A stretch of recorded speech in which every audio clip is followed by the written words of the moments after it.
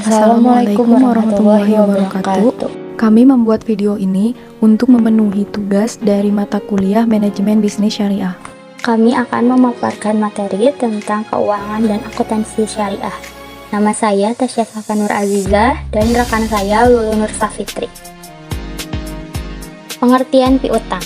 Menurut Kashmir 2015, piutang merupakan klaim perusahaan kepada pihak perusahaan lain akibat kejadian di waktu sebelumnya dalam bentuk uang, barang, jasa, atau dalam bentuk aktiva non-kas lainnya yang harus dilakukan penagih pada tanggal jatuh temponya.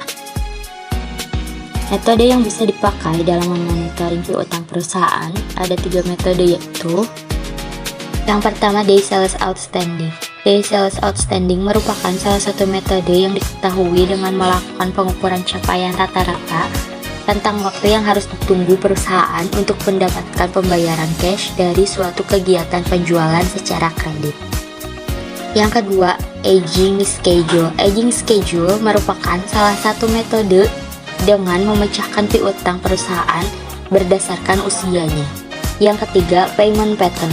Payment Pattern merupakan salah satu metode dengan memperhatikan pola pembayaran yang dilakukan oleh pelanggan atau nasabah.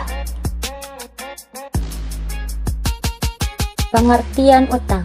Menurut Munawir pada 2010 berpendapat bahwa hutang adalah semua kewajiban keuangan perusahaan kepada pihak lain yang belum terpenuhi, di mana hutang ini merupakan sumber dana atau modal perusahaan yang berasal dari kreditor.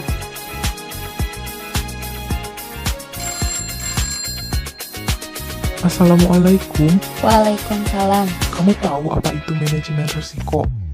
Oh, manajemen risiko. Manajemen risiko adalah penerapan fungsi-fungsi manajemen dalam penanggulangan risiko, terutama risiko yang dihadapi oleh organisasi atau perusahaan, keluarga, dan masyarakat. Manajemen risiko mencakup kegiatan merencanakan, mengorganisasikan, memimpin, mengordinasi, dan mengawasi program penanggulangan risiko.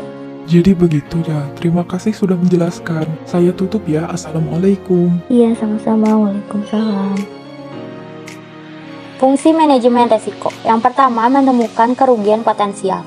Artinya, berupaya untuk menemukan atau mengidentifikasi seluruh risiko murni yang dihadapi oleh perusahaan. Yang kedua, mengevaluasi kerugian potensial. Melakukan evaluasi dan penilaian terhadap semua kerugian potensial yang dihadapi oleh perusahaan. Akuntansi syariah ialah proses akuntansi yang berdasarkan pada prinsip-prinsip syariah, baik dalam siklus akuntansinya maupun pencatatannya. Lebih jelasnya ialah suatu proses akuntansi untuk transaksi-transaksi syariah seperti murabahah, musyarakah, mudharabah, dan lainnya. Landasan teori akuntansi syariah berdasarkan nilai dan bagaimana cara pandang Islam yang berasal dari Al-Quran dan hadis yang bertujuan untuk menegakkan keadilan dan kesejahteraan sosial sesuai dengan perintah Allah Subhanahu wa Ta'ala. Berikut ayat Al-Quran yang menjadi landasan teori akuntansi syariah. Ada surat Al-Baqarah ayat 282, surat An-Nisa ayat 58 dan 135, dan surat Al-Mutaffifin ayat 1-3.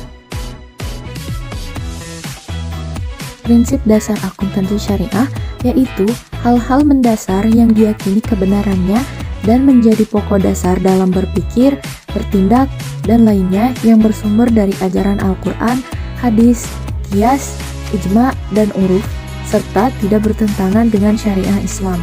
Berikut beberapa ayat Al-Quran yang menjadi dasar dalam pencatatan akuntansi syariah.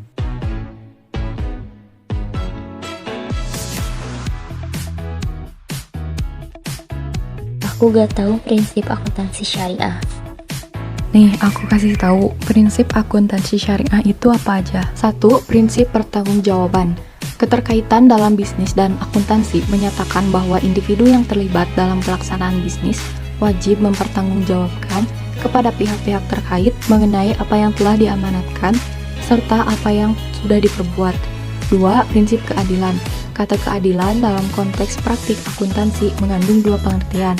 Yang pertama yaitu merupakan faktor yang sangat berpengaruh yang berkaitan dengan pelaksanaan moral. Yang kedua, kata yang selalu berpedoman pada nilai-nilai syariah dan moral. Ketiga, prinsip kebenaran. Al-Quran telah menggariskan bahwa ukuran, alat, atau instrumen untuk menetapkan kebenaran tidaklah didasarkan pada nafsu. Maka dari itu, kebenaran yang berada dalam Al-Quran dilarang untuk dicampur adukan dengan kebatilan. Oh, jadi itu ya prinsip akuntansi. Iya, itu adalah prinsip-prinsip akuntansi syariah. Terima kasih atas perhatiannya. Maaf bila ada salah kata. Wassalamualaikum warahmatullahi wabarakatuh.